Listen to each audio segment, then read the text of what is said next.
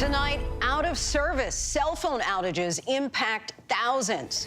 Phones lose service for AT&T customers across the country. The federal agency is now investigating And as an ambassador of human spaceflight, I think it's important to understand the people that you're an ambassador to. We have to all work hard to understand America, not just the slice of America that we come from. History on the moon. Victor Glover will be the first black man to go to the moon, and the words mission accomplished have multiple meanings for him.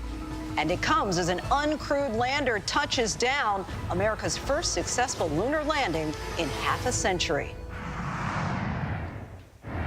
Good evening, everyone. I'm Lindsay Davis. Thanks so much for streaming with us. We're standing by for the first images from that historic moon landing, and we're following much more, including the serious fallout for fertility specialists after Alabama's Supreme Court rules frozen embryos are children.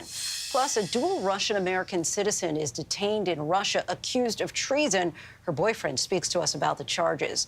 And opening statements begin in the trial of the armorer charged in connection to the deadly shooting on the Rust movie set. But we do begin with a massive outage today hitting cell phones across the country. Tens of thousands of AT&T customers reported losing cell phone service this morning. The FBI, Homeland Security, and the FCC all jumped in to investigate the cause. This map right here shows the most affected cities, including Los Angeles, Houston, Chicago, and Miami. The company says phones were still able to reach emergency services, but some first responders report operations were interrupted. And late tonight, we have new information about the likely cause. ABC's Rebecca Jarvis leads us off.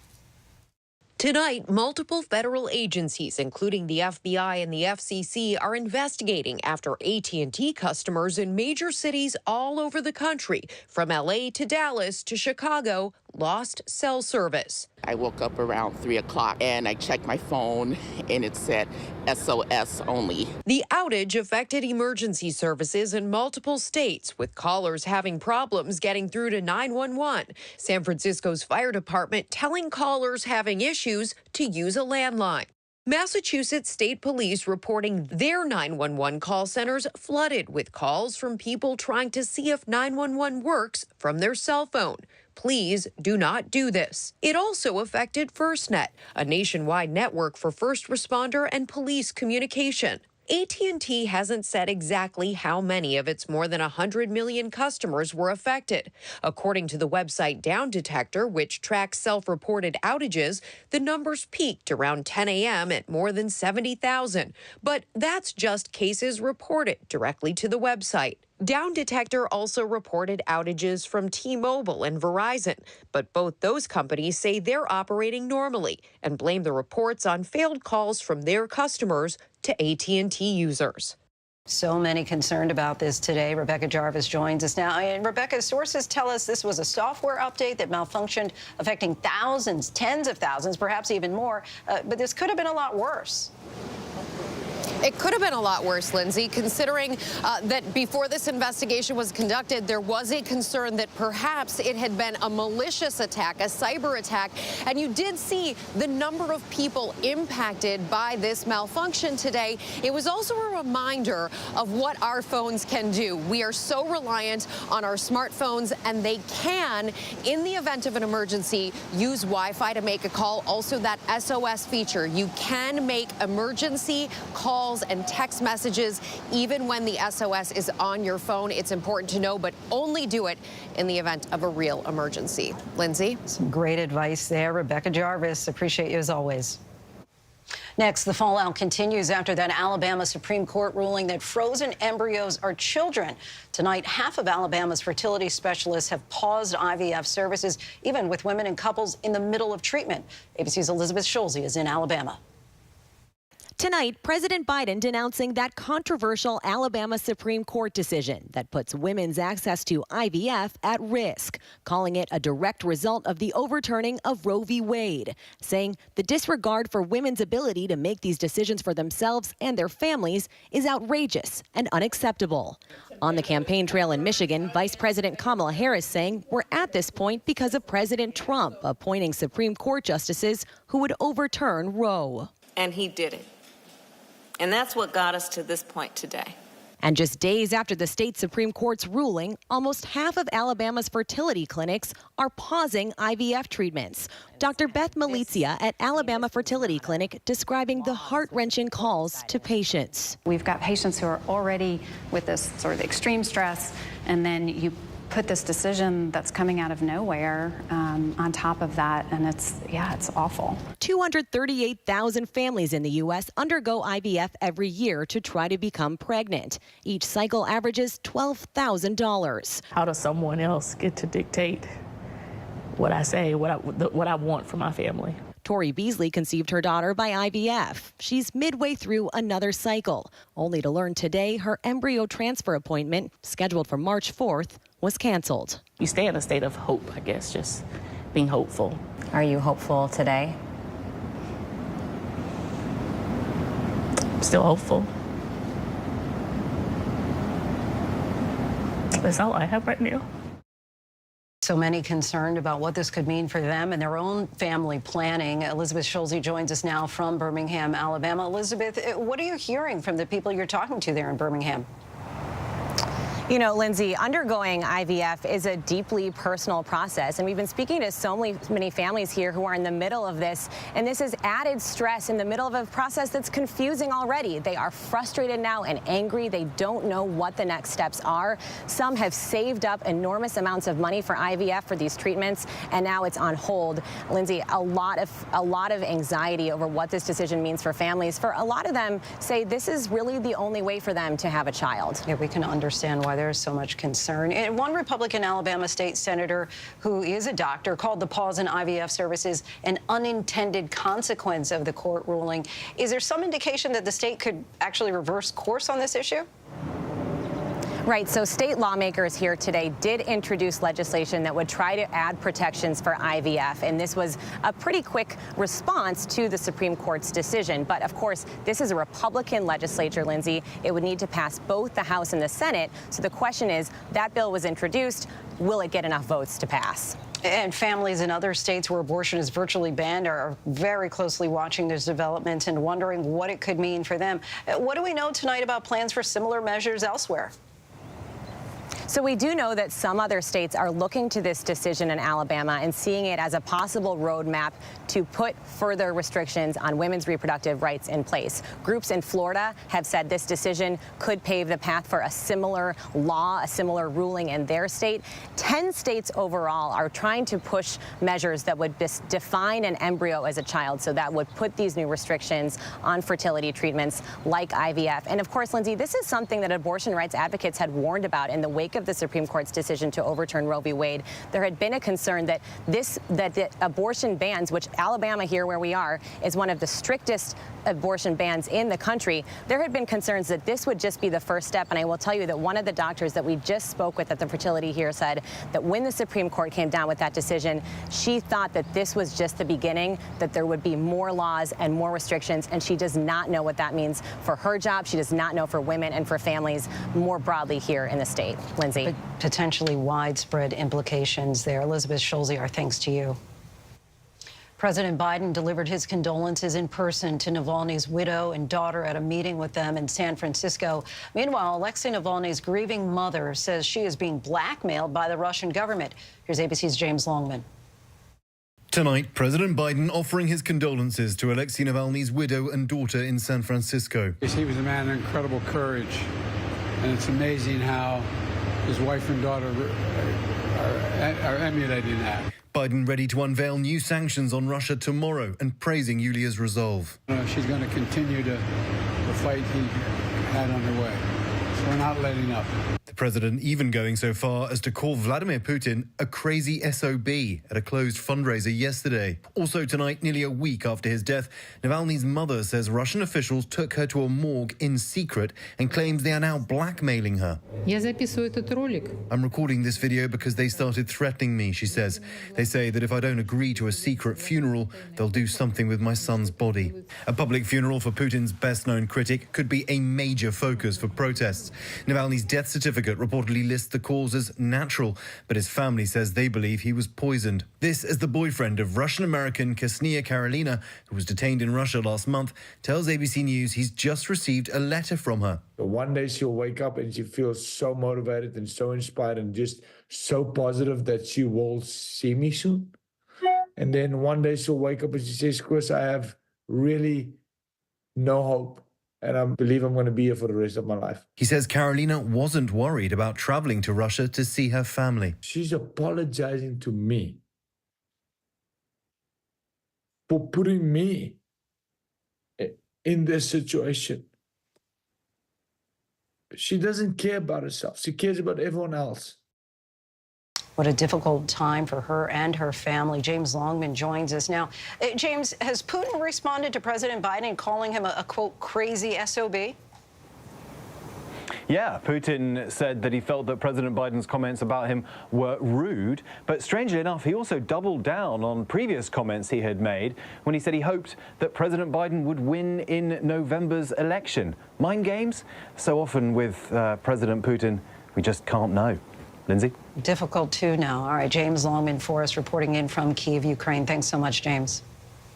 And as James mentioned there, dual Russian-American citizen Ksenia Karelina is currently being detained by Russia. She was first arrested on January 27th on other charges, but is now being accused of treason. Ksenia Karelina's boyfriend, former boxing champion Chris Van Heerden, joins us now. Chris, we thank you so much for talking with us. We understand that you just heard from her on Tuesday for the first time since she was detained in January. Give us a sense of what that conversation was like. Yeah, I received a letter from Ksenia. It was a romantic, it was a beautiful love story. She kept writing about memories that keeps her sane about the two of us, and she would go over different stories. And but to tell you, Ksenia is, while she's writing this letter, she keeps apologizing to me for what she's putting me through. I'm so sorry for putting you, and this is who she is. It's really such a tragic turn of events here. We know human rights group First Department says she was detained for a public outburst, but then later accused of treason. What is she saying about these allegations? Well, she hasn't spoken, like she doesn't mention. I'm sure these letters go through a whole system before it gets to me. None of that is written in the letter, so I have no idea. Like the last I spoke to her was on January 27th, when she was detained for 15 days because of the public outburst, which is insane because I know Ksenia. She's the sweetest person. She doesn't fight. If found guilty, she could face 20 years in prison. Have you heard anything about the chances of that happening? No. I've read the news, and to think of it makes me sick in my stomach to think that she's in there. We understand she has a dual citizenship. Have you heard anything from U.S. authorities? Are they working to try to get her released? Yeah, I've been in contact with the U.S. State Department, the U.S. government in Moscow, the U.S. Embassy in Moscow. Adam Schiff's, Congressman Adam Schiff's team, and everyone is working on it. And I believe the White House has addressed it as well. But I don't know. I don't know what's happening. You've said that she is proud to be Russian. What do you want the government to know about who she is? First of all, she's proud to be Russian, equally as proud as she is to be American. She's a normal person. Just a loving person, loved by all her friends and all her family. Anyone that walks into her life, she touches. They don't want to. They don't want to. They want more of Ksenia. She's happy. She's full of life. She's got a good heart, and that's quite frankly why she is where she is, because she made a donation. As far as I'm reading the news, she's a loving person that needs to be back home. What would you want to tell Ksenia if you could talk to her right now? Baby, you are loved. You have no idea how much love there is for you. You have no idea how many people are praying for you. You have no idea how many people are fighting for you and trying their best to get you back. Because she was supposed to have a lawyer. Excuse me. She was supposed to have a lawyer. She was supposed to have a lawyer in court yesterday. And no one showed up. The lawyer never showed up. And I'm trying to replay this in my head, like this poor woman is going through all of this, then get to court and find out there's no one cares about her. No one is fighting for her. No one even wants to risk their lives to defend her. And lastly, Chris, what's next? Is there a plan? I know you said that she showed up, she didn't have a lawyer. Okay, go ahead. So on the 29th, she's back in court on the 29th. And I have contact with the parents, and I believe they found a lawyer that's willing. So we're in the process of raising funds, and I've sent money, and everyone is friends is sending money. We've started a GoFundMe page, but it takes 5 days to be activated. We don't have 5 days. I don't have 5 days. We got to come up with money. Chris, our hearts ache for the agony that you're obviously going through. And we so appreciate you talking with us, and I hope that you'll continue to keep us posted with how everything goes. Absolutely. And I want to honestly say thank you so much for reaching out and keeping the story alive, and you guys giving 2 cents about Ksenia. This is giving me hope, and this is really making me proud to be where I am right now. And you guys are making me feel more alive right now than I felt in the last 6 weeks. I'm so glad to hear that. Thank you, Chris. Thank you so much. Thank you so much. More than 2 years after actor Alec Baldwin fatally shot cinematographer Helena Hutchins on the New Mexico set of the movie Rust, the trial of the film's weapons handler began today. Armorer Hannah Gutierrez faces a maximum 3 years in jail if a jury finds her guilty of the charges of involuntary manslaughter and evidence of tampering. Baldwin himself pleading not guilty to his own charge of involuntary manslaughter. Prosecutors right off the bat say Gutierrez, even in her own selfies from the set, failed to notice she had at least 1 live round mixed in the dummies, the prosecutor accusing her of negligence. By failing to make those vital safety checks, the defendant acted negligently and without due caution, and that the decisions she made that day ultimately contributed to Ms. Hutchins' death.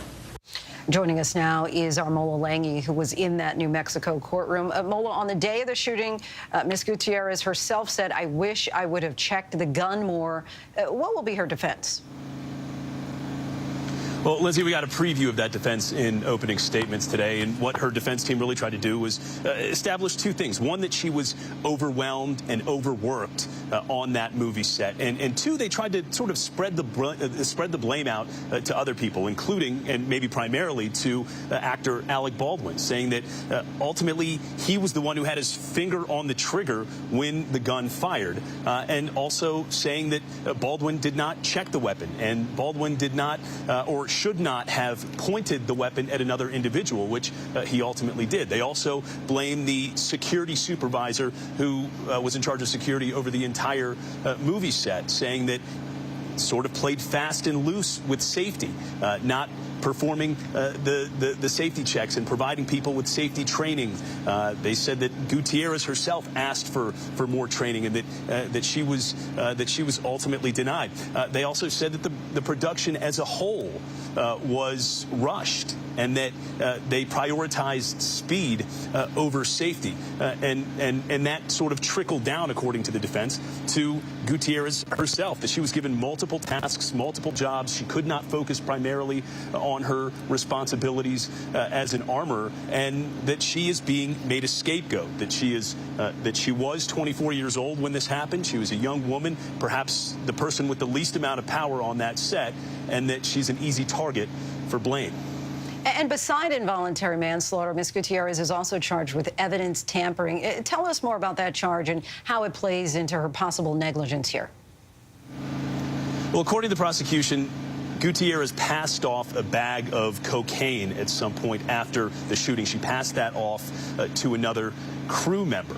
Gutierrez claims that the bag was never tested, that it was not cocaine, but the prosecution claims that it was, and that was evidence in this incident.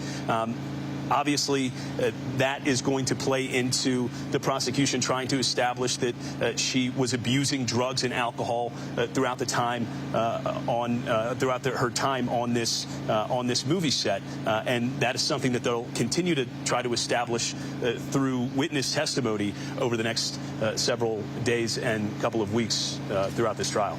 All right, well, we will see how this all plays out. Mola Lange, our thanks to you reporting in from Santa Fe, New Mexico. Now to President Biden and an apparent about-face on the border as he's considering major new executive action to restrict asylum seekers. ABC's chief national correspondent Matt Gutman reports in from the California-Mexico border. Tonight, just 2 weeks after Republicans torpedoed that landmark bipartisan deal on the border, President Biden now weighing taking executive action to stem the flow of migrants at the southern border. For months, he'd claimed that without Congress, he was out of options. That's not all I can do.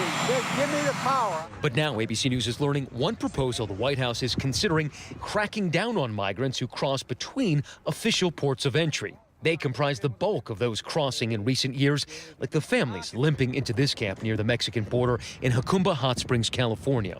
Under this potential executive order, they could be barred from seeking asylum. The border wall extends several miles behind me in that direction, but it ends right here at these boulders, and it's right here where for several months hundreds of migrants would cross a day. And out of concern of a humanitarian disaster here, Mexican authorities built this encampment with food and water, but it had an unintended consequence. People stopped coming here. Last month, migrant apprehensions at the southern border totaling just half of December's record high. Sam Schultz is a volunteer here in Jacumba Hot Springs. You know, if President Biden does pass this executive order, essentially changing the way asylum is done, what do you think the effect will be here? If that happens, yeah, we'll get a flood for a while, and then they'll probably shut down. But who knows, God? Who knows? Lindsay, it's images of ragtag camps like this is putting pressure on President Biden to act on the border. And the White House telling us tonight that the restriction on asylum is just one of a range of executive actions they could take. And even if it does come together, they say it would likely take months to finalize. Lindsay. All right, Matt, we know you'll keep us posted. Thank you. Today, we learned that former talk show host Wendy Williams has been diagnosed with primary progressive aphasia and dementia, the same illness that has struck actor Bruce Willis. It comes just ahead of a new documentary that Williams signed on to in the hopes that it would help reboot her career. Instead, it is a searing look at her struggles. Our Deb Roberts reports. Just days before the release of a new docuseries chronicling her personal struggles, former talk show host Wendy Williams revealing a new battle. A care team for the 59-year-old saying she was diagnosed with progressive aphasia and frontotemporal dementia, adding the conditions have presented significant hurdles in Wendy's life. It's the same diagnosis Bruce Willis revealed last year. For years, Williams reigned supreme on her gossipy talk show. But in 2017, she collapsed on set, sparking concerns for her health. The TV host had been open about her medical issues and battles with substance abuse. But in the end, her show was canceled. Williams was hoping a new Lifetime documentary, Where is Wendy Williams, would lead to a return to TV.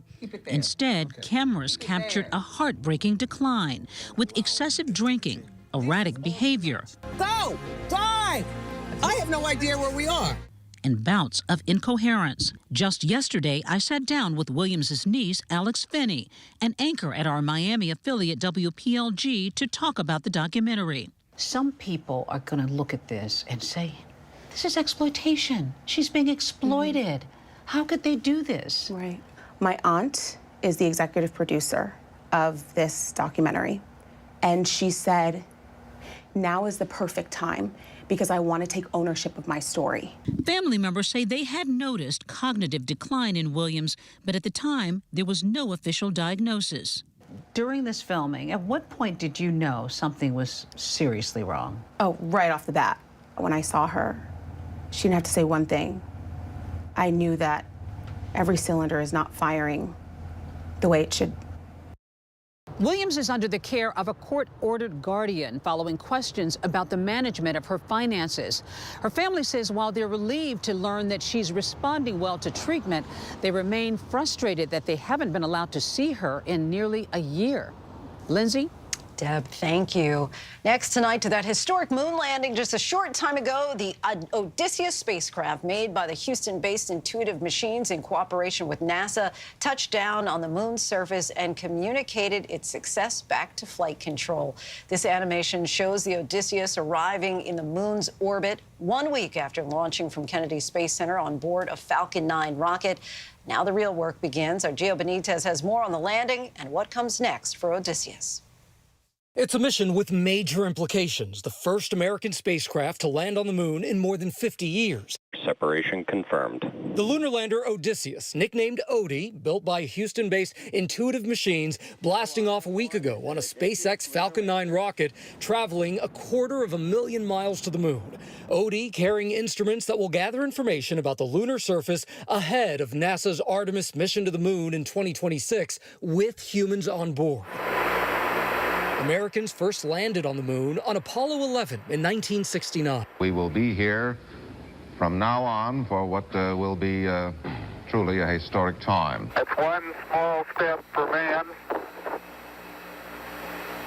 one giant leap for mankind. The last time back in 1972 on Apollo 17. Now Odie's mission sets into motion a new beginning in exploring the moon and the universe. That South Pole, the dark side of the moon, has water and ice, which is critical if we want to use the moon as a home base to one day explore Mars and beyond. The moon has 1/6 the gravity of Earth and no atmosphere, so it's a much easier place to launch deeper into the solar system. It really is the launching pad into human exploration out into deep space. Quite exciting there. Gio Benitez joins us now. Gio, what are we learning about exactly how this happened? So, Lindsay, what's actually incredible about this is that the main landing system for this little lunar lander actually failed in those final 2 hours before this landing. So they really had to scramble here on Earth and create new software, send that software up to Odie by the moon there to make this landing actually work. And it turns out that they were able to land because of NASA lasers that were taken up there in this payload. These lasers had never been tested before. This had never been done before. And somehow they were able to make this happen and successfully land on the moon. It's pretty incredible, Lindsay. It's just fascinating stuff, way above my pay grade. But Gio, your enthusiasm is contagious. Thanks so much. And coming up in a few minutes, our exclusive conversation with the barrier-breaking astronaut who will be part of the first crew to go back to the moon in 50 years. A sailor from Tennessee is set to be court-martialed this week on charges of espionage. Chief Petty Officer Bryce Pettacini, who serves on the USS Higgins, based in Japan, is accused of passing classified documents to a foreign national at least 7 times in 6 months. Here's our Chief Justice correspondent, Pierre Thomas. Tonight, a Navy sailor who worked in a division providing support to one of the nation's most advanced missile systems has been charged with espionage. Navy Chief Petty Officer Bryce Pettacini, who was stationed aboard the USS Higgins, is accused of repeatedly sharing classified information relating to the national defense to a citizen and employee of a foreign government. According to the military charges, Pettacini shared classified material on at least 8 occasions while he was stationed at a naval base in Hampton Roads, Virginia, and also while on duty in Japan.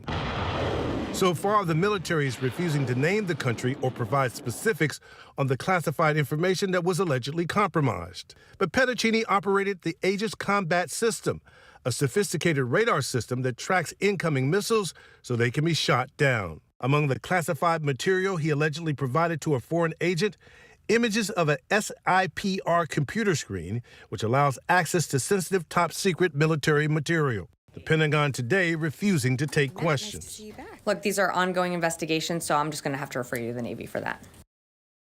Pierre Thomas joins us now. Pierre, what is the Navy saying about this? Well, they just gave us the following statement saying they take all incidents of this nature very seriously and that they remain vigilant for other potential breaches. Lindsay, this is the 3rd Navy sailor charged in the past year with espionage. Take that very seriously. We understand why. Pierre Thomas, our thanks to you. Pleasure. And we still have much more to get to here on Prime tonight. Imagine the thrill of getting a $10,000 tip, but then you're fired. And next, NASA gets ready to head to the moon with a crew like nothing we have ever seen before. There's no political, economic, demographic division in it. It's something that I think most people can universally latch on to and just go, that's amazing. Whenever news breaks, we are here in Israel, a nation at war after that brutal surprise attack by Hamas. On the ground in Ukraine. Reporting from Lewiston, Maine. The scene of a horrific mass shooting. ABC News Live is right there everywhere. From the scene of that deadly missile strike in Dnipro, Ukraine. Reporting from the earthquake in Turkey. In Rolling Fork, this tornado tore through this little town. From the most devastating disaster in Hawaii. From Charleston, South Carolina, on the 2024 campaign trail. In Iceland, let's go. Traveling with the president in Mexico City. Wherever the story. From the front lines. From southern Israel. Outside the Gaza Strip. In Beirut. From the FBI. Reporting from the nurses on the picket line. Here at 10 Downing Street in London. Streaming live to you. Wherever the story is. Wherever the story is. Wherever the story is, we're going to take you there. You're streaming. ABC News Live. ABC News Live. You're streaming ABC News Live. ABC News Live. Streaming free everywhere. America's #1 streaming news. First thing in the morning. There's a lot going on. Yet another avalanche warning that's up. To catch you up with what happened overnight. A dangerous ice storm is impacting the morning commute. What's happening today? Escalating tensions in the Middle East. What people are talking about. The migrant crisis. Fast, straightforward. With some fun in between. How does billionaire sound? Sounds good to me. The moose started chasing a dog. First thing in the morning. America This Morning. America's #1 early morning news. On ABC News Live.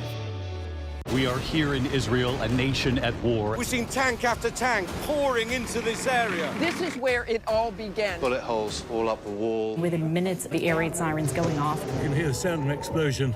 We are pinned down here. Tonight, Israel waging a fierce bombardment of Gaza. The Israel-Hamas war. For nonstop live coverage, stream ABC News Live. Reporting from southern Israel. From the front lines. In downtown Ramallah. In Beirut. Wherever the story is, we'll take you there. ABC News Live. Welcome back, everyone. Tonight, we are keeping our eyes to the cosmos as NASA is gearing up to send humans back to the moon for the first time in 50 years.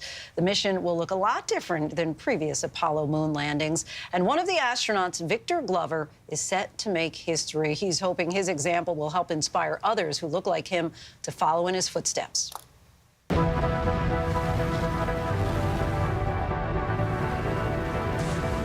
Victor Glover is on a mission to push the bounds of humanity. I'm asked often if I was excited, and there are exciting things about this, but this is very serious work that requires dedication and vigilance. As a naval aviator, he's flown 40 different aircraft, but now he'll be piloting NASA's upcoming Artemis II mission, the first space flight to the moon in more than 50 years with humans on board. People are excited that we're doing this again. And so for a woman to be on the crew and for a black astronaut to be on the crew, because that's what our office looks like, to me it is important. I think people need to be able to see themselves in the things that they dream about and not just have to try to, color it in their mind's eye. Glover will be one of 4 astronauts on the flight, which is set to lift off next year.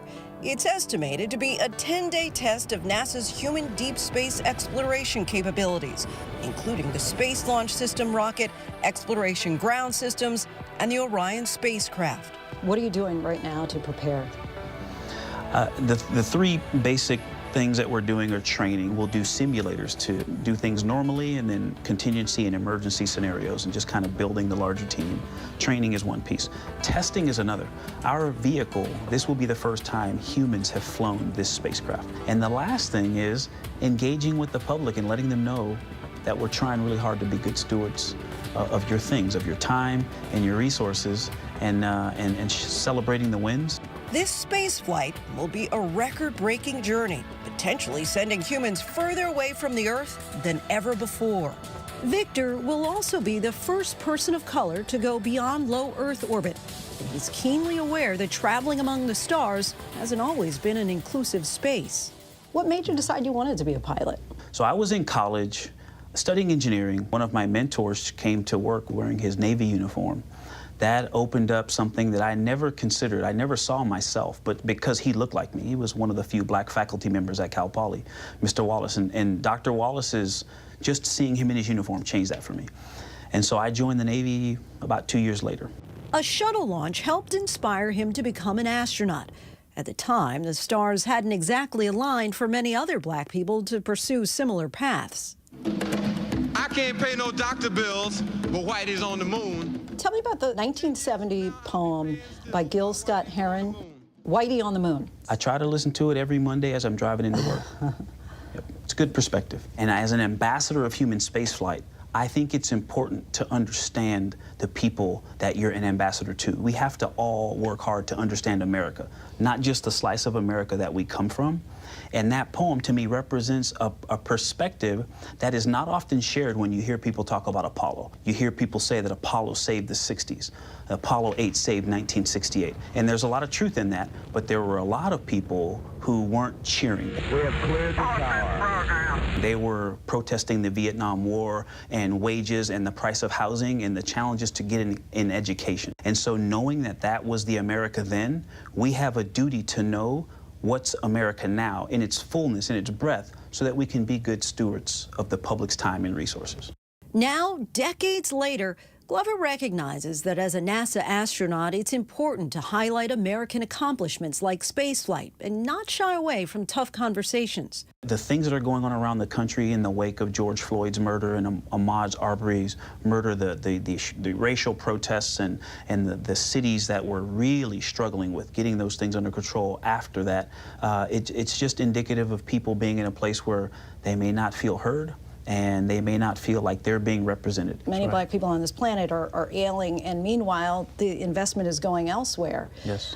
Do you feel that there's still a division, perhaps, within the races as far as going to space and how taxpayer money could be used more wisely, potentially, from some critics? You can't always analyze things at a state and a national level. Sometimes you have to go into a community to understand and to be able to truly empathize.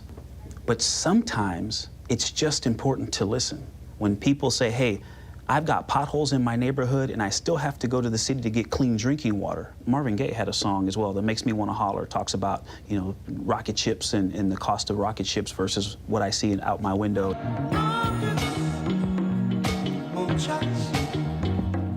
The investment we make in NASA, how between 300 and 700% return on every dollar we spend creates $3 to $7 of economic and academic activity. You know, there are a lot of people that think that that poem is anti-NASA, and I go, well, it's probably still important that we understand why it was written. It makes us better ambassadors of aeronautics in space. Glover is just one of the next generation of astronauts changing the face of what it means to be an astronaut. There's no political, economic, demographic division in it. It's something that I think most people can universally latch on to and just go, that's amazing. I think that is what unites us and makes human spaceflight a worthwhile endeavor. Have this singular focus that we can all get around and put all of our resources and expertise together towards to meet this challenge and explore together. You know, the thing about records is that it's not about any one individual's success or contribution even. It's about the fact that it marks a milestone, a state of the art of where we're at and where we're choosing to go.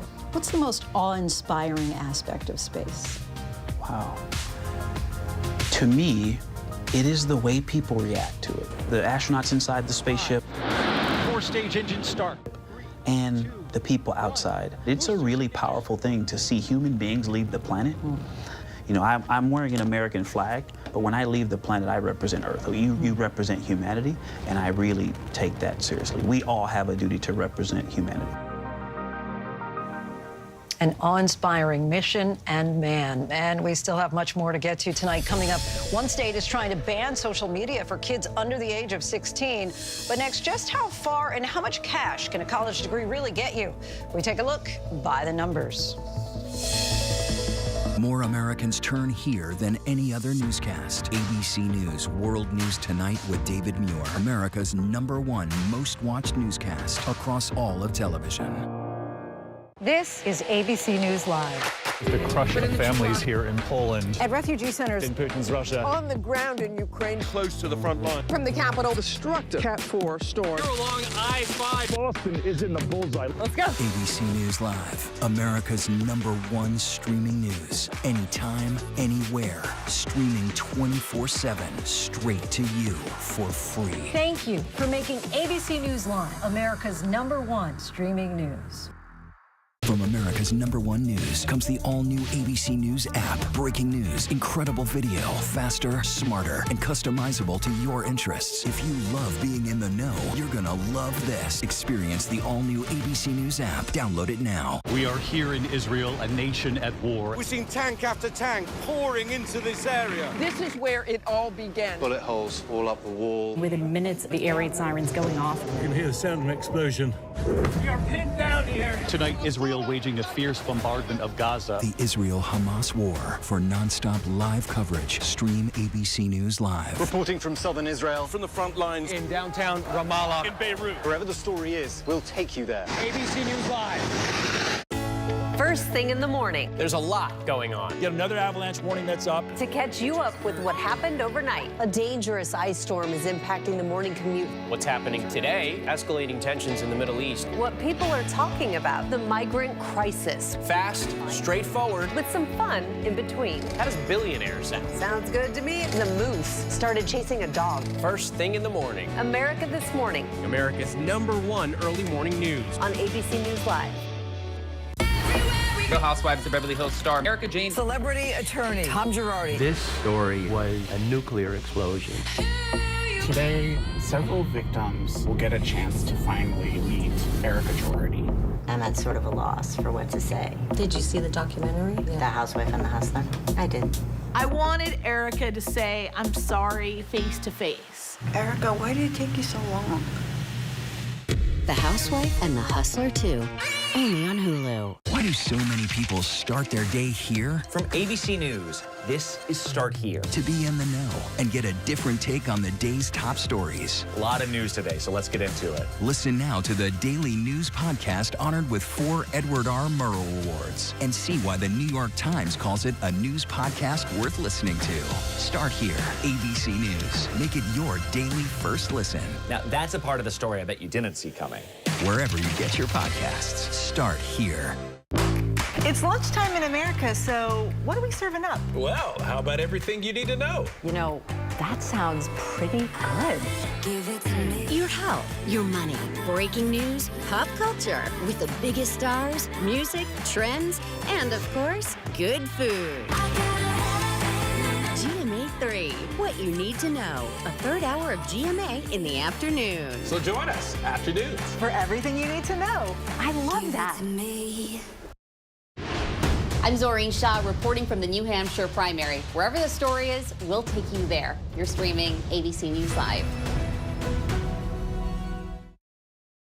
Welcome back, everyone. A new study published today finds that a college degree alone won't make you rich. Just as critical, finding an internship in your field of study, then finding a first job that actually requires your 4-year degree. Burning Glass and Strata Institutes broke it all down for tonight's By the Numbers. For recent college grads, any first job won't do. 73% who start out underemployed, not actually using their hard-earned 4-year degrees, find themselves 10 years later still underemployed. That makes these folks 3.5 times more likely to be underemployed compared to those who utilize their degrees right away. Recent grads who do land jobs that require a 4-year degree earn 88% more than those with just high school diplomas. But only for some professions does that degree really pay. 77% of health professionals 5 years after graduation are in jobs that truly demand their degrees. Compare that to only 32% of those in public safety.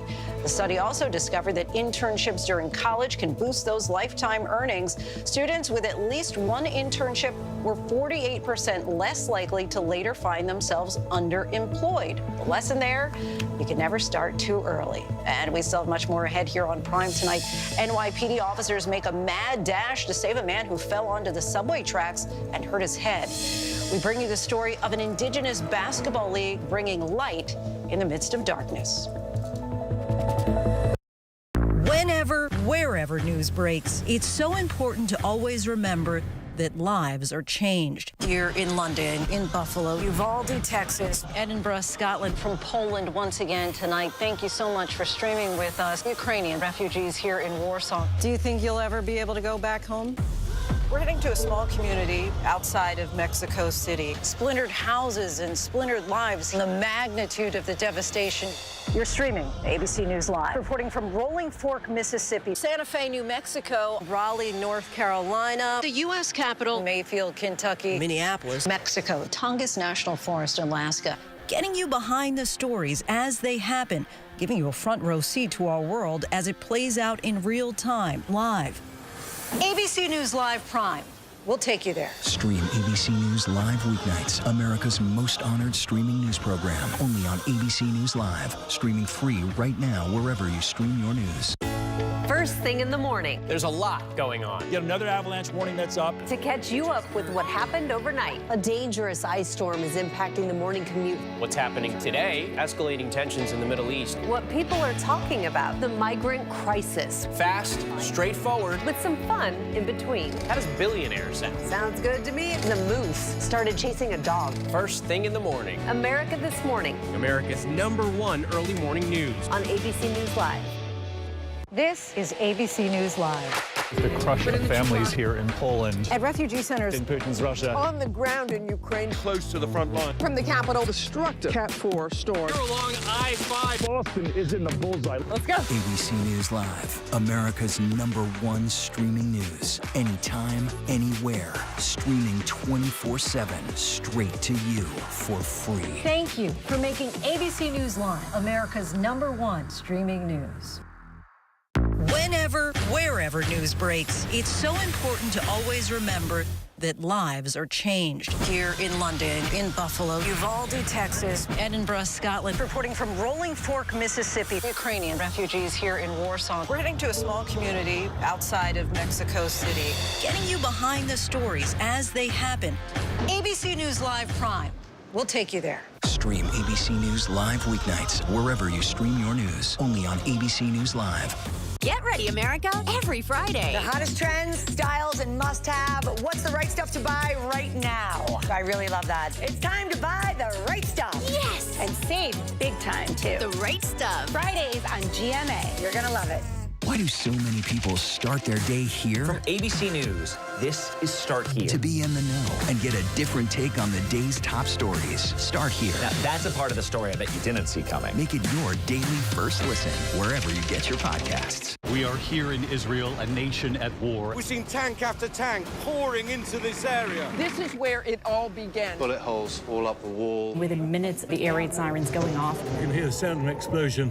We are pinned down here. Tonight, Israel waging a fierce bombardment of Gaza. The Israel-Hamas war. For non-stop live coverage, stream ABC News Live. Reporting from southern Israel. From the front lines. In downtown Ramallah. In Beirut. Wherever the story is, we'll take you there. ABC News Live. A trial over a black student's hairstyle, a server fired after a massive tip, and a minute-long mad dash to rescue a man who fell onto the subway tracks. These stories and much more in tonight's Rundown.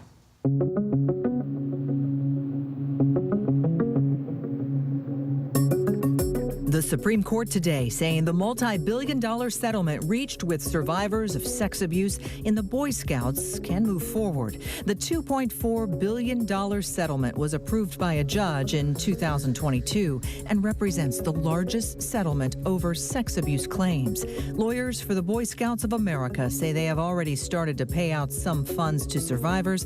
The settlement includes more than 82,000 victims. A judge in Texas ruled that a local school district does have the power to restrict a student's hair length. The ruling was the result of a lawsuit brought by Daryl George, a high school student who sued Barbers Hill Independent School District after being suspended for months because of the style of his hair. Lawyers for the student said they will appeal the ruling. This school district denied him of his right to an education. Florida's state legislature got one step closer to banning social media for children under the age of 16, even if the parent has approved them to use it.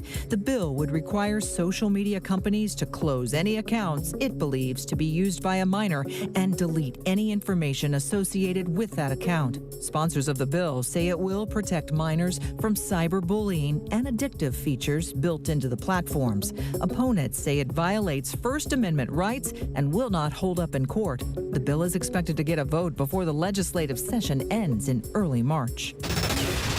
A Michigan restaurant has fired a server who had received a $10,000 tip last month. The restaurant saying her termination had nothing to do with the tip, but they won't say why they let her go. That server, Lindsay Boyd, saying the attention around the tip became too much.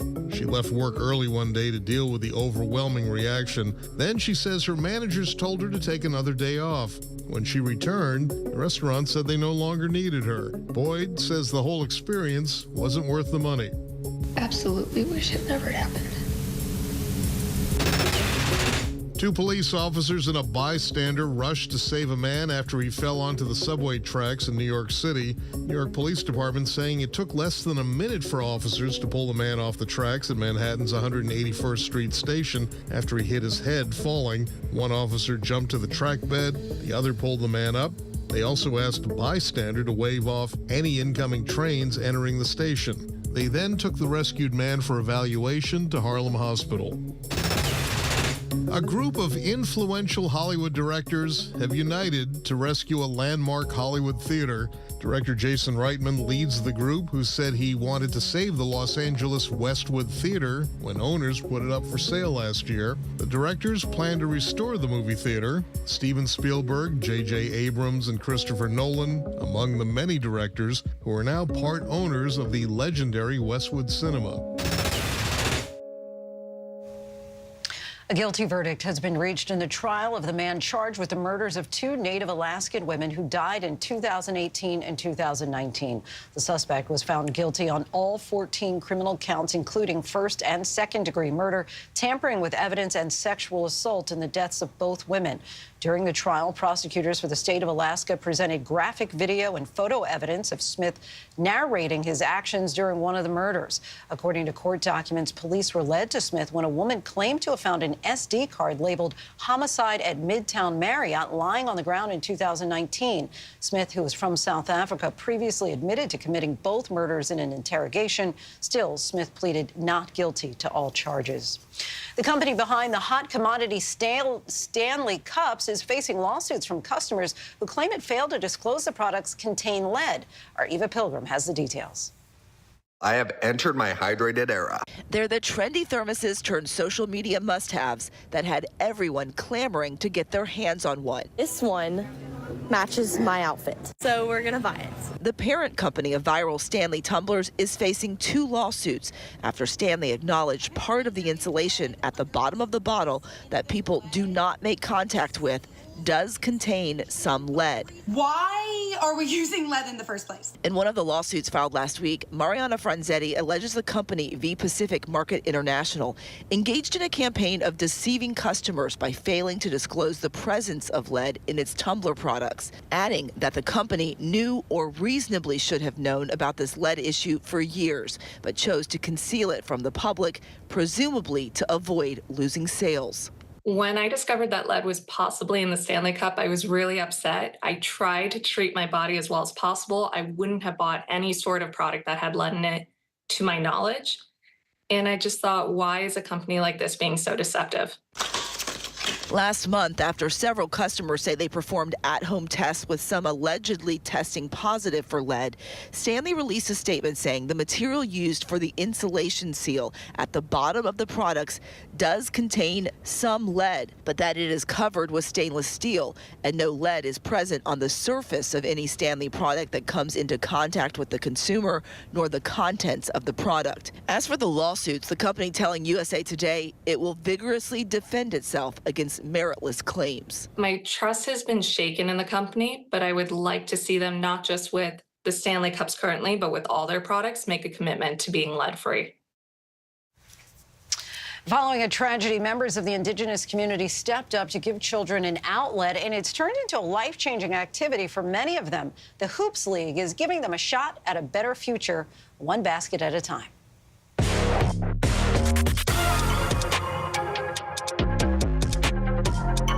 Our population has talent. We have something to give. One thing I've learned so far from my coaches is that patience is confidence. I hope to keep playing basketball and keep getting better, joining different teams, but I still want to be on Unity though.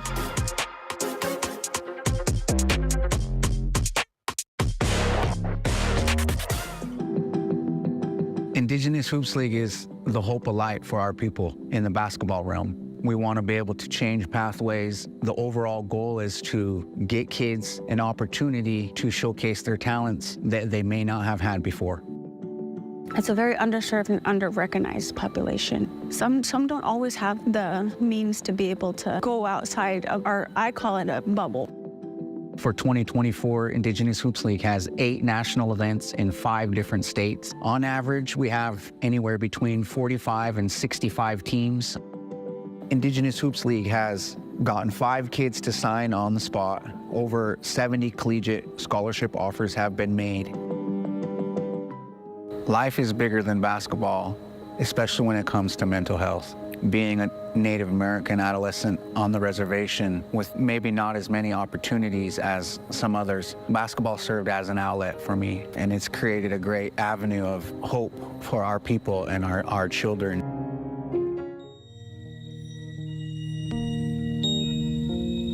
My daughter's freshman year of high school, we had what was known as the Marysville Pilchuck shooting that happened to our community here in Tulalip. Begin with breaking news: a shooting at a high school in Washington State. A gunman there shoots 5 people. He killed 1 student, then injured 4 others before turning the gun on himself. Tonight, members of that community, even some of the victims, still fighting for their lives with messages for him as well.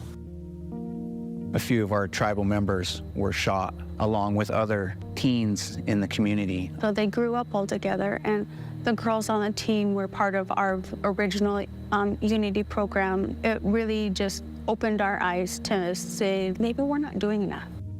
The mental health rate had declined for tribal youth. The suicide rate had went up. So we wanted to create something that might be a beacon of hope to help the kids look forward to something, not let them down. I think basketball can build the fundamental teachings of life: teamwork, camaraderie, working through hard times, working within structure. It's up to me to make sure I create a core memory, something that they got recognized for, an all-star award. Maybe we gave them a pat on the back, or maybe they just had met their best friend that they're going to continue to walk with in life. These are the things that I cherish the most because our communities are small and tight-knit. We're filled with love and compassion. It's time for our people to be able to represent Native America in our communities on the FIBA World stage. I would love for them to get their opportunity to say, I am, and I represent the Tulalip tribes, or I represent the Blackfeet, or I represent the Navajo, or I represent the Lakota Nation, and their warm-up uniform is in embarking and embracing their community and their tribal flag. Like, that is a dream for anybody. It sure is. And that is our show for this hour. I'm Lindsay Davis. Be sure to stay tuned to ABC News Live for more context and analysis of the day's top stories. Thanks so much for streaming with us.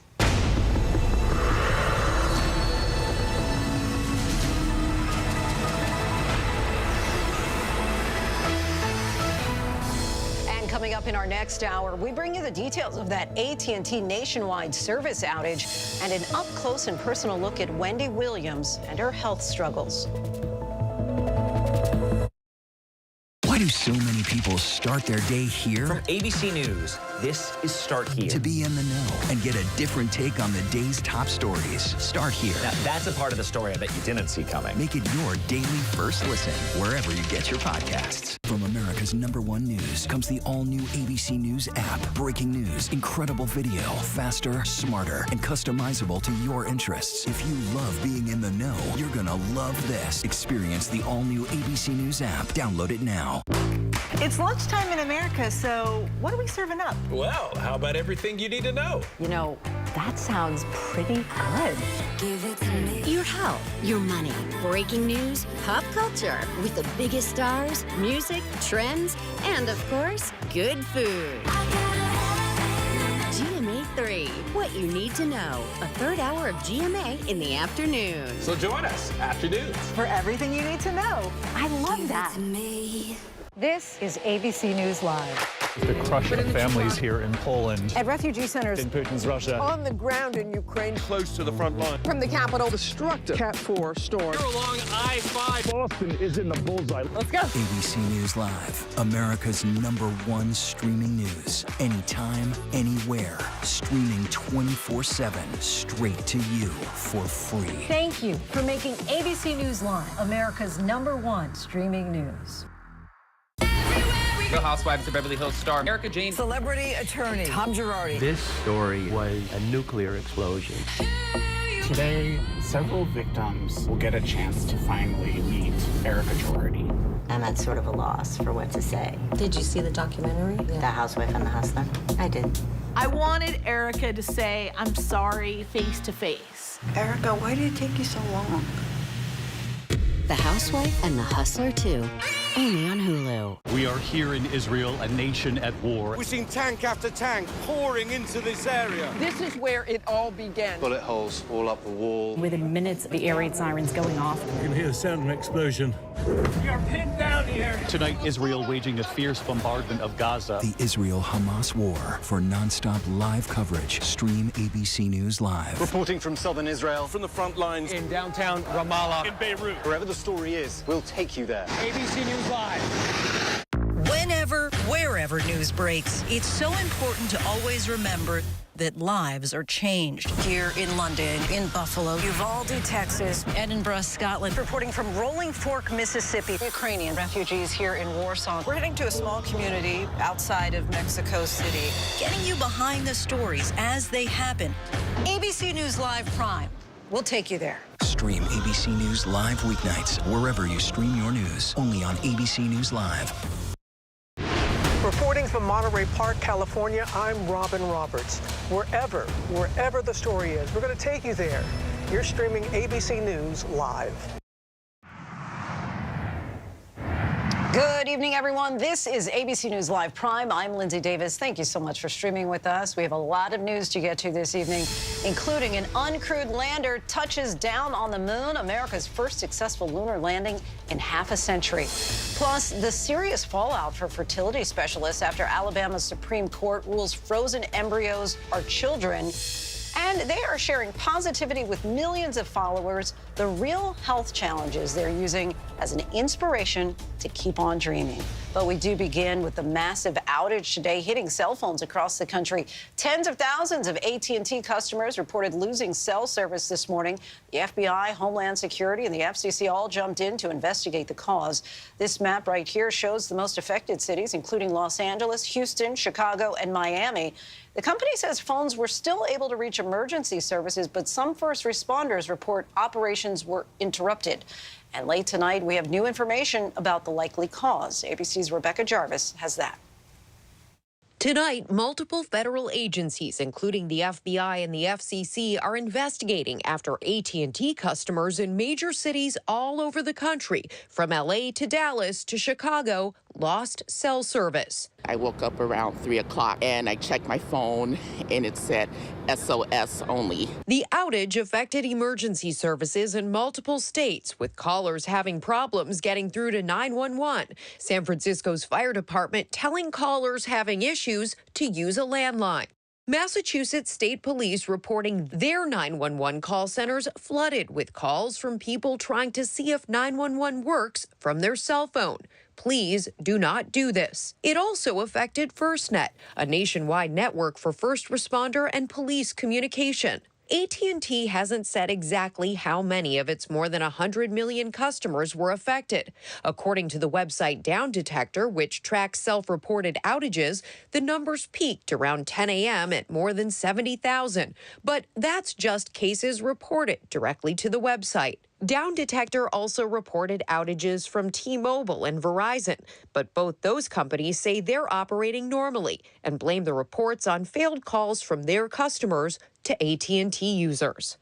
So many concerned about this today. Rebecca Jarvis joins us now. And Rebecca, sources tell us this was a software update that malfunctioned, affecting thousands, tens of thousands, perhaps even more. But this could have been a lot worse.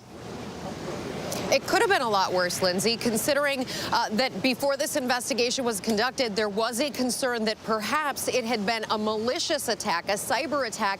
And you did see the number of people impacted by this malfunction today. It was also a reminder of what our phones can do. We are so reliant on our smartphones, and they can, in the event of an emergency, use Wi-Fi to make a call. Also, that SOS feature. You can make emergency calls and text messages even when the SOS is on your phone. It's important to know, but only do it in the event of a real emergency. Lindsay? Some great advice there. Rebecca Jarvis, appreciate you as always.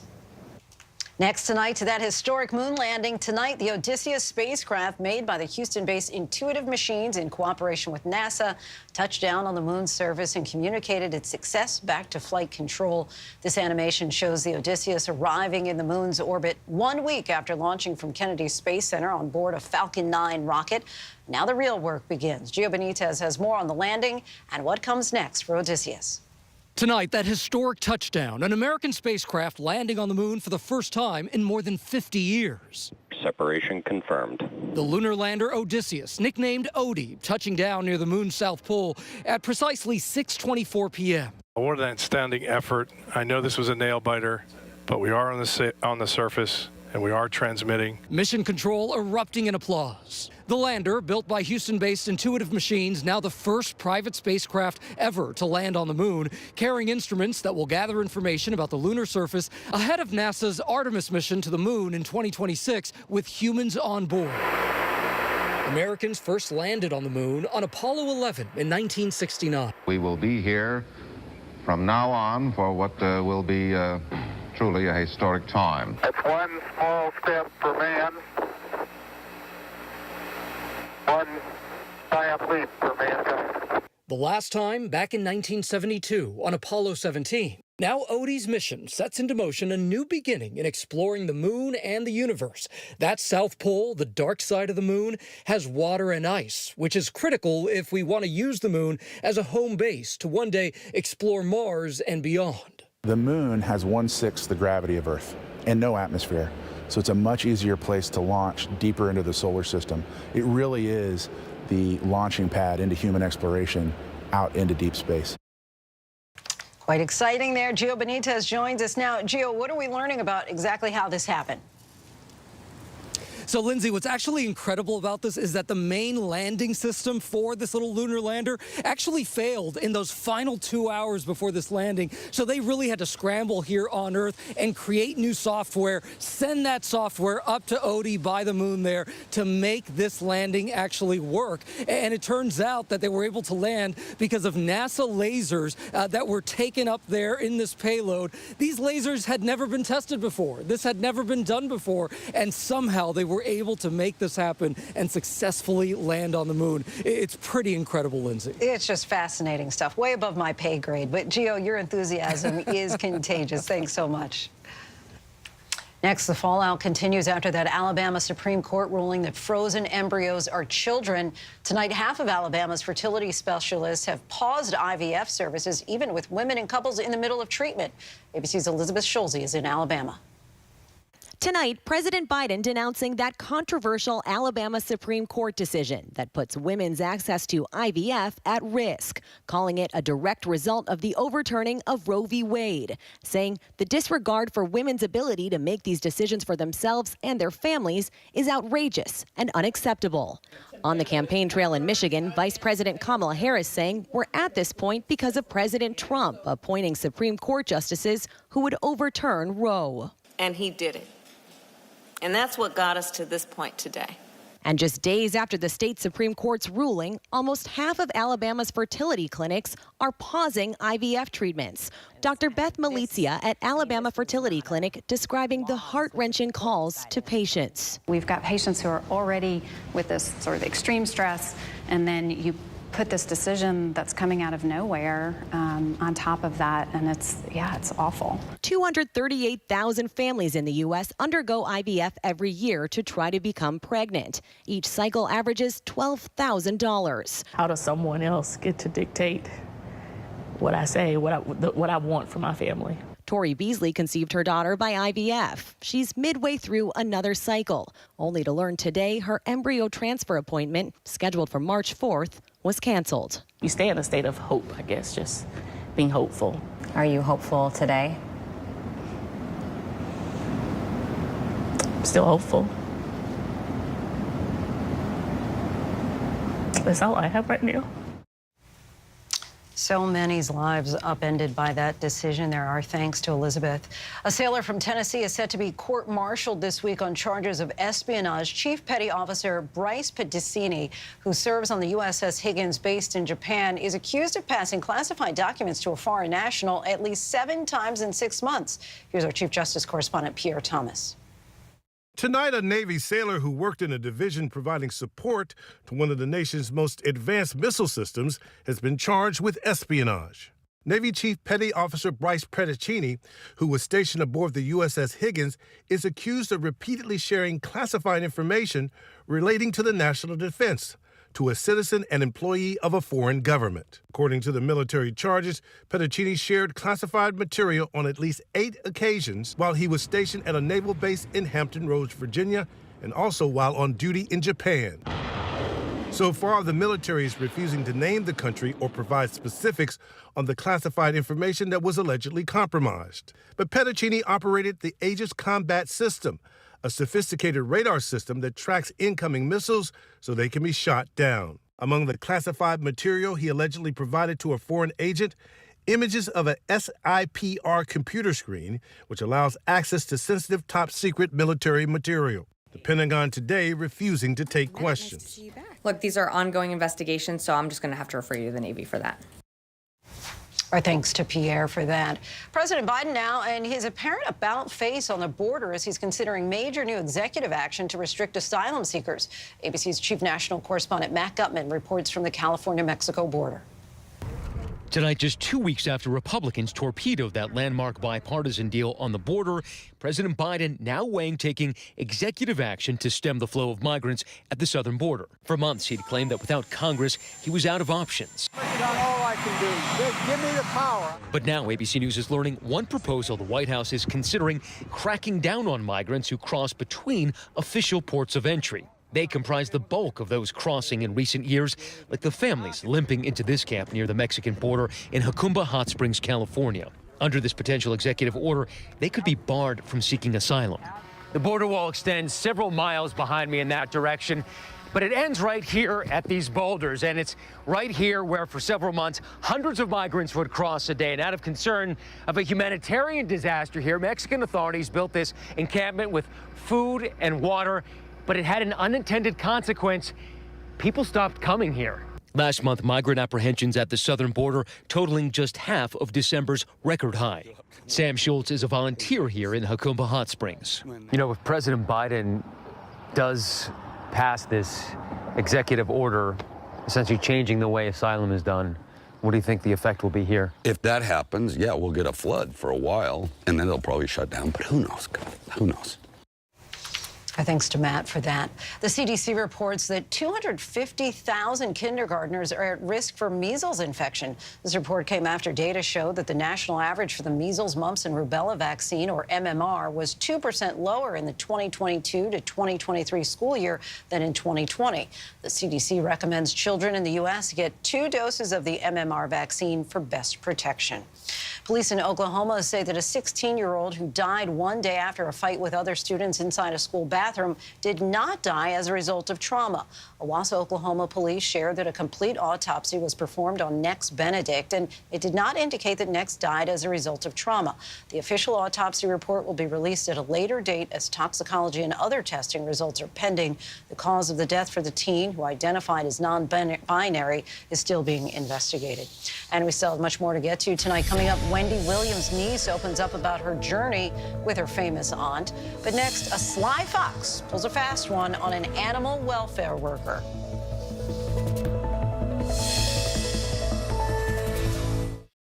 Whenever news breaks, we are here in Israel, a nation at war after that brutal surprise attack by Hamas. On the ground in Ukraine, reporting from Lewiston, Maine. The scene of a horrific mass shooting. ABC News Live is right there everywhere. From the scene of that deadly missile strike in Dnipro, Ukraine. Reporting from the earthquake in Turkey. In Rolling Fork, this tornado tore through this little town. From the most devastating disaster in Hawaii. From Charleston, South Carolina, on the 2024 campaign trail. In Iceland, let's go. Traveling with the president in Mexico City. Wherever the story. From the front lines, from southern Israel. Outside the Gaza Strip. In Beirut. From the FBI. Reporting from the nurses on the picket line. Here at 10 Downing Street in London. Streaming live to you. Wherever the story is. Wherever the story is. Wherever the story is, we're going to take you there. You're streaming ABC News Live. ABC News Live. You're streaming ABC News Live. ABC News Live, streaming free everywhere. America's #1 streaming news. Everything is so fine, little bit of sunshine. Some more, just a little bit. Breathe more, just a little bit. Smile a little more in a minute. I've been running through the strange life. Pictures on my phone life. Everything is so fine, little bit of sunshine.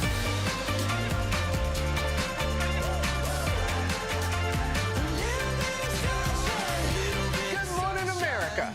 We are here in Israel, a nation at war. We've seen tank after tank pouring into this area. This is where it all began. Bullet holes all up the wall. Within minutes, the air raid sirens going off. You can hear the sound of an explosion.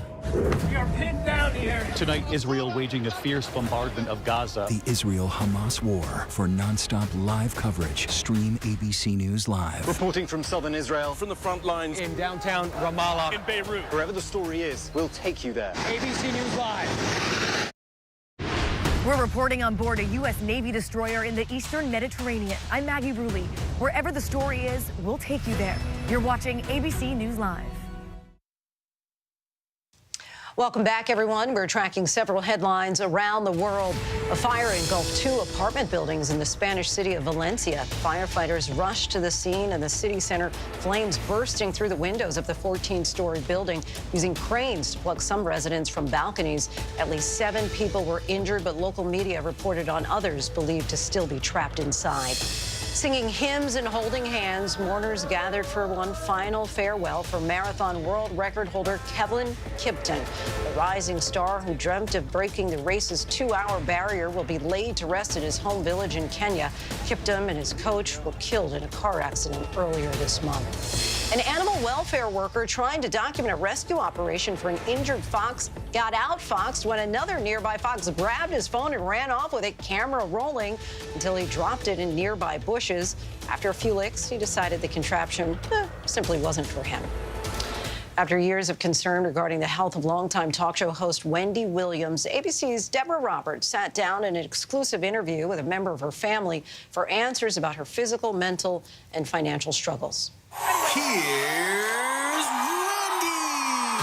For 12 seasons, she reigned supreme on her unflinching, unapologetic daytime gossip fest, The Wendy Williams Show, with that signature greeting. How you doing? How you doing? How you doing? No celebrity off limits during her often scorching hot topics. Mariah, I don't know who you think you're fooling with this one. That's boss. The 59-year-old self-proclaimed queen of all media is herself the hot topic in a jarring new Lifetime documentary, Where is Wendy Williams? From the start, we witness an erratic and shockingly thin Wendy. This documentary is hard to watch. I know. Very hard to watch. Yeah. I said I wasn't going to cry because I feel like I've cried enough over the last year and a half. But what people are going to see is a broken woman who has had the world on her shoulders for so long and just cracked. Alex Finney, Wendy's niece and goddaughter, now breaking the family silence. I feel like I've been living in this secret bubble for a very long time. Lifetime producers witnessing low moments with excessive drinking, fits of anger, Go! Die! I have no idea where we are. and bouts of incoherence. I have no friends. You know how many people come out to support you? You know how many people love you? No, I don't. Some people are going to look at this and say, this is exploitation. She's being exploited. How could they do this? Right. But I will say this, first and foremost, my aunt is the executive producer of this documentary.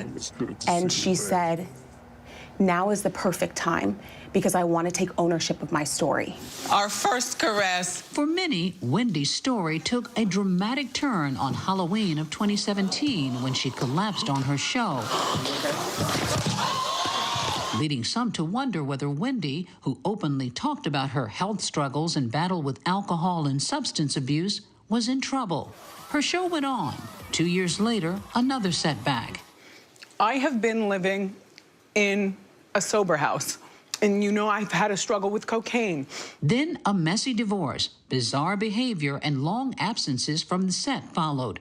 In early 2022, The Wendy Williams Show was canceled. From 6 years old, all I wanted was to be famous. Months later, those documentary cameras began rolling, with Wendy hoping to reveal a career reboot.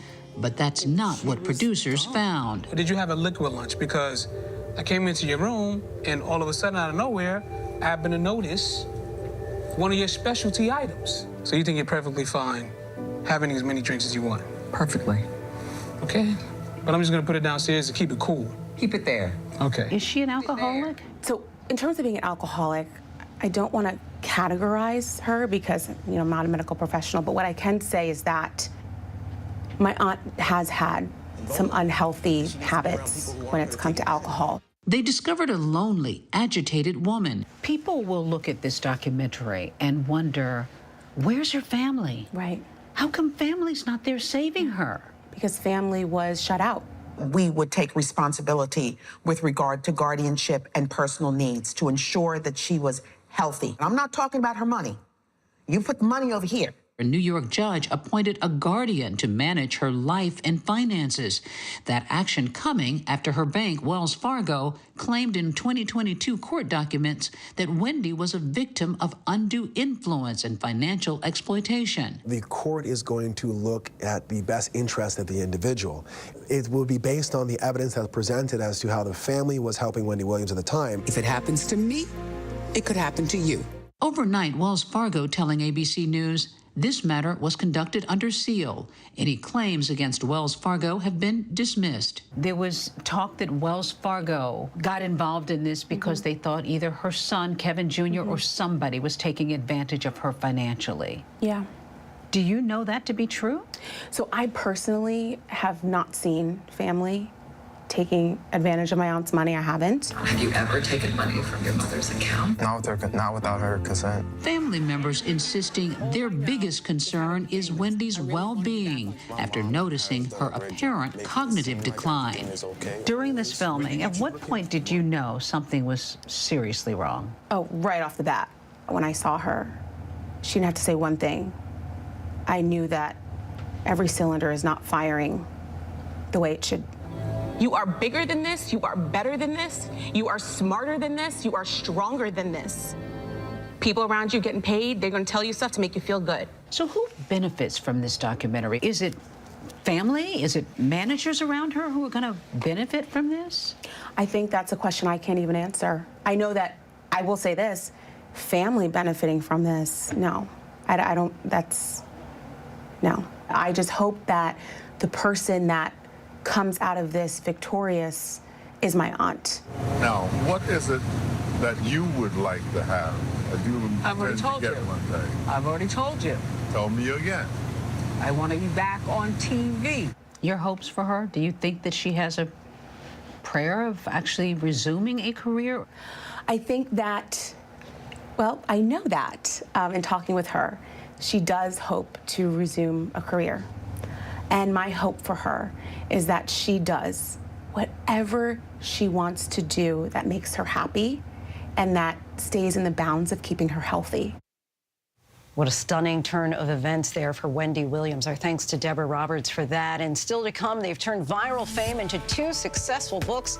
How a couple is channeling positivity amid health challenges in this week's TikTok.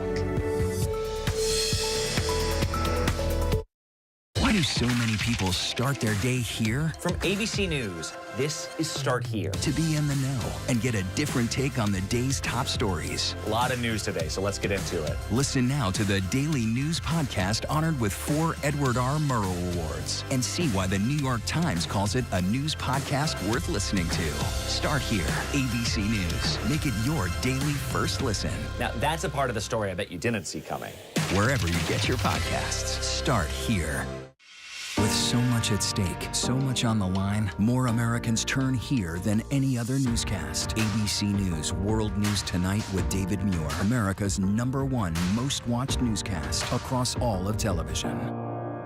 From America's #1 news comes the all-new ABC News app. Breaking news, incredible video, faster, smarter, and customizable to your interests. If you love being in the know, you're gonna love this. Experience the all-new ABC News app. Download it now. We are here in Israel, a nation at war. We've seen tank after tank pouring into this area. This is where it all began. Bullet holes all up the wall. Within minutes, the air raid sirens going off. You can hear the sound of an explosion. We are pinned down here. Tonight, Israel waging a fierce bombardment of Gaza. The Israel-Hamas war. For non-stop live coverage, stream ABC News Live. Reporting from southern Israel. From the front lines. In downtown Ramallah. In Beirut. Wherever the story is, we'll take you there. ABC News Live. We turn now to our weekly segment, TikTok, where we take a closer look at the story behind the sensation. There are 2 million followers on TikTok, know them as the app's favorite interabled couple. Paul Castle is shining a light on the challenges of retinitis pigmentosa, an untreatable eye disease. Yet he's authored and illustrated 2 children's books, The Secret Ingredient and The Pengrooms, which initially sold out in days. His husband, Matthew Castle, is his biggest supporter. Let's take a look. Paul, it's here. It's finally here. We have been waiting months for this. How do you even open this thing? Deep breath. This is the second book. This is the advanced copy. You're seeing it for the first time. As much as you can. As much as I can see, I'm right? seeing it for the first time. Matthew, I'm scared I'm gonna cut myself. I put blood, sweat, and tears into this book. You think I'm kidding? No, I bled. The walls that I ran into. What an exciting moment there, guys. Matthew and Paul, so kind to join us now. Welcome to the show, gentlemen. Thank you so much. Thank you. We're excited to be here. So, Paul, first off, congratulations on having 2 successful children's books already under your belt. Just yesterday, we know you launched a Kickstarter for your new book, Adoroscopes, already securing full funding. What inspired you to start illustrating and writing? Well, I've always been passionate about art and creativity and telling stories. And that started long before I was diagnosed with an untreatable eye disease. And when I received that diagnosis, you know, I was already just so passionately involved in my pursuit of creating beautiful illustrations that I decided, like, this isn't going to stop me. But it was when I met my husband, Matthew, he really sort of instilled me with the courage to, like, put that out there and share it with the world and pursue this thing that I was really excited to do, which was to create children's books. And so, as you just mentioned, we're publishing our 3rd now, and we have many more planned. Well, your characters are just so fun and vivid and bright and delightful. So thank you for what you're creating. I understand that you've lost 90% of your vision, but you make art that you can still see, calling it Paul's Vision. Do you feel a drive to make more art before the potential onset of complete blindness? Yeah, so my disease is untreatable and it's progressive. So I certainly do feel that little bit of race against time. My vision today is sort of like looking through a straw, and the rest of my vision is filled with static, and it's also darker and a little blurry. but I have that little pinhole of vision through which I'm able to create these illustrations, and we don't really know how much longer I can do something like that. And Matthew, tell us what it's been like to support Paul and create content together. Oh, it's been an amazing journey. You know, when we started, when I first met Paul, he was still able to paint traditionally, paintbrush paint on a canvas. And during our years together, I saw him reach a frustration point where he could no longer do that. We couldn't get enough bright lights around him in order for him to still see paint on a canvas. And that's when we turned to tablets. He can turn the brightness all the way up. There are lots of accessibility features, so he can still create his beautiful art for as long as is possible. And in addition to creating your art, you both are known for pulling some serious pranks and say that it's your mission to educate people about blindness. How do you balance humor while at the same time making sure that the message comes across? Oh, that's a great question. I mean, humor is just a very big part of our relationship. Matthew is a natural-born prankster, and very, very early in our relationship, he started to prank me in ways that I think you can really only get away with because of my blindness, because there's so much that I cannot see. And so I found it so delightful, so funny, and I was actually just sort of heartened by the fact that my disability, rather than bring a burden or any negative to the relationship, was bringing something positive. And so Matthew and I started to share that aspect of our relationship publicly, which of course got a lot of viral attention. And while we have our audience's attention, we've made it really an important part of what we do is the sort of the advocacy of what it is like to be in an interabled relationship and what it is like to be navigating blindness. And Matthew, how do you respond, though, to those who may see these pranks as something negative against the disabled community? You know, I have said several times, you don't want to prank a blind person that you don't know. In fact, I recommend you be married to them before you prank them. It was Paul's kind of delight when I first started pranking him. It told me, like, oh, I can keep doing this, yeah. You know, and I've just made sure that I never publicly embarrass him. If anybody's embarrassed, it's me. Last time was because I wore a hot dog suit through a grocery store, but it took me a long time to notice he was wearing it. Well, Matthew and Paul, what fun to talk with you all today. Really appreciate you joining us. And to our viewers, you can check out the couple on TikTok at Matthew and Paul for humor, love, and literary ventures. Thanks, guys. And that is our show for tonight. I'm Lindsay Davis. ABC News Live is here for you all night with the latest news, context, and analysis. You can always find us on Hulu, Roku, Pluto TV, the ABC News app, and, of course, abcnews.com.